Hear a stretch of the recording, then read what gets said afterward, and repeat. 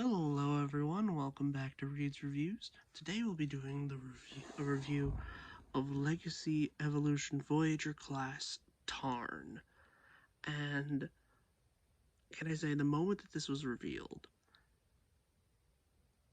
I just went like, this is a must-have. This will be a must-have. This will be one of the best Voyagers out of Legacy Evolution ever. And out of the ones that we've had so far, he's still at the top for me. His repaint bludgeon might be a bit higher, but since this is the one I have currently, he is at the top of my list. And just look at him. Like, he is a spitting image of what he looked like in the comic. And it just, like, almost one for one, besides a few details that are meant for the bludgeon version of the mold, because he pretty much shares the same body, the same transformation, just with a new head and a new accessory. And I do want to get it because Bludgeon wears this mold really well, and honestly, he kind of wears it a little bit better than Tarn. But once I get a Bludgeon and do the Bludgeon review, I'll talk about that there. But yeah, so this is Tarn in his Cybertronian tank mode with two like laser cannons here, which are blast effect compatible, and two like other cannons at the front, which are also blast effect compatible. Like, this is like 5mm port, and these are like 3mm pegs. So yeah, and yes, I do have to say this, he does have exposed hands in the back, but honestly, it's something that's not that big of an issue in my head. So yeah, so Articulation in tank mode is just the turret swivel right here. It does click in the middle just to hold it stable in robot mode, because, well, you don't want your cannon flopping about all over the place. So yeah, this is what it looks like from the bottom. So yeah, and also I do have to say he doesn't have actual wheels, just molded in ones to basically just prop him up, which honestly I don't mind. Like, I'm not much of a person that rolls around their figures. I just like transforming them in between modes, honestly. So let's get started on the transformation. So rip off the cannon from like this peg spot. So you would do that when going in reverse, and also just to save time, flip that around so it's in that orientation. Set it off to the side. Then we can get on to the main bulk of the transformation. So to start off, you flip these two panels over, and then flip this over. It'll swoop out of place when you put it out, and then fold each of these flaps and close them until you hear the snap. So next up, you unfold the legs like that, and then untab the arms and hinge them out. So now that we got that, we'll flip out the feet and then snap in the legs. Then we can untab them, and that's pretty much the legs all done. So now let's get the top started. So just pull this out, untab it, and then accordion it kind of out like that. So it's kind of like this, and then turn it around on this post, and then flip these antenna up, just so you don't have to do it later. So, and then for these parts here, you gotta rotate them in tandem. Oh, let me flip that back down. You gotta rotate them in tandem with the chest piece, because otherwise things will collide and this chest piece will like pop off. So yeah, just flip them around. They'll kind of thoop into place, and then once they're like that, then you just push them in. Get the head completely out, and then tab the chest into place, and then put these two tabs right here and here into these slots here on the back treads. So plug it in. There we go. And then you just rotate the arms down, turn them forward, and then flip this panel over. Do the same thing on the other side. And there is Tarn in his robot mode. And has a physical model of the comic design. This is spot on. Even better in my opinion than the third party Kultor figure that we got from Mastermind Creations a few years ago. Honestly, if you want a Tarn and you like collecting mainline stuff, I say this is the one to go for. The MMC one, Mastermind Creations one, is really good, but this as a class is it for me. Mostly in terms of price, in terms of size, and in terms of complexity. This does it for me. So yeah, okay. There is one problem with this guy, and it depends on your on your figure. But the pins that allow you to transform it, to get the arms more compact in tank mode, are sometimes a bit loose. You can just do regular methods of putting some super glue in there and moving the joint so it thickens it up. But overall, this is a really good mold. And honestly, one of the most dynamic Voyagers we've gotten in a while. It really does make me wonder what we'll get in the future. So, and well, let me show you with a previous Voyager that I've reviewed.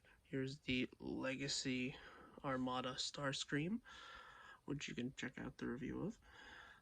And they're pretty much about the same height-ish, so he is pretty big. He's around general Voyager size. Voyagers just tend to be about this size nowadays. So let's get on to Articulation, and we can talk about some of his Evo Fusion gimmicks, which it is a dumb name, but it's basically showing you, hey, you can do this with that, and so on and so forth. So yeah, Articulation, you get a ball joint at the head. You can very expressively tilt the head side to side, and if you work the neck transformation joint, you can get him looking up pretty high. So yeah, he does have a waist swivel. It is a bit blocked because of how the waist skirt is. I'll show that when we get to the waist. He does have shoulders that are, well, they are a bit weird. Instead of the shoulder bit going out here at this joint, it goes in at the body, which everyone is calling trigger-happy shoulders, because that's the figure that kind of everyone started to notice, hey, this is the same type of design, but it's fine, it works. But yeah, he does go full 90 here, full 360, elbow swivel, and over 90 degrees, a wrist swivel, and a rare thing that has become a bit more common nowadays on figures, opening fingers, which allow him to basically grab pretty much anything. And he does have pointy digits, replicating his more clawed look that he had in the comics. So yeah, as I said, waist swivel, and the waist, this part here is colliding with the front bit of the waist, causing him not to have a full waist swivel. It's fine, honestly. And, well, also the front hip skirt is basically the front of the leg here, due to how this is designed. It is a bit weird because this part is pinned on, and it sort of doesn't fully move. You gotta hold it in place sometimes, depending on your QC. So yeah, he does go almost full splits. And he can go full forward and back. Thigh swivel. He has a good single jointed knee. You can get a double jointed knee if you use the transformation joint, so you can fully knee kick someone. He does have forward and back due to the transformation, and a pretty good ankle tilt. So, do I recommend getting this guy? Absolutely. Even if you're not a comic book IDW fan, I recommend getting this guy both for the mold and for the fact that, I'm surprised I didn't mention this, the man just oozes Decepticon, mostly because of the fact that, well, his head is his mask is essentially the Decepticon symbol, and the fact that he himself, as a character, is fanatical about the Decepticon way. Like, he does not worship Megatron. He idolizes the entire idea, the concept of being a Decepticon, to the point where, in the comics, he became the head of the Decepticon Justice Division, which means that he hunted rogue Decepticons, basically anyone that went traitor or AWOL or disobeyed an order. Like, hell, even in the comics, he went after Megatron himself after Megatron became a good guy, who basically switched to the Autobot side to redeem himself, in a way, for all the terrible stuff he's done. So yeah, do I recommend getting this guy? Absolutely. If you can find him at a good price, because I know sometimes distribution tends to be a bit weird, I recommend looking online. Do not trust eBay. Do not. Because scalpers are just a pain. Trust me. So, yeah. Oh, yeah. And his Evo Fusion Gimmick is basically just taking the two cannons here and then sticking the ports in here, and then you basically make a long rifle that he can hold in both hands. It's fine. Stupid. But you can do like a shoulder cannon look if you orient the cannon. Orientate the cannons like, I forget how people do it, but I think this is the correct way. So let's fold these posts down, then plug this port into here onto the backpack, and then, okay, it's either that way or you. That's the thing about this, like, I don't know how its Evo Fusion works, nor do I remember how it does, because I tend to forget that Evo Fusion is a thing, or was a thing. So yeah, you can do over-the-shoulder cannons, which, honestly, once I get my bludgeon version of this mold, I'm probably going to display it like that, because bludgeon does come with the same cannons as this, but he also comes with a sword, and seeing pictures and other reviews of this mold with a sword makes it somehow more dynamic. I don't know how, but the cannon is fine, but the sword makes it extra good, in my opinion. So, yeah. And honestly, I do recommend getting this guy. Like, just, if you find him, if you see him on shelves, get him. If you know someone that wants to get him for your friend, because, honestly, he is worth it. He's just been, like, both an amazing desk toy and an amazing just figure just to casually mess with.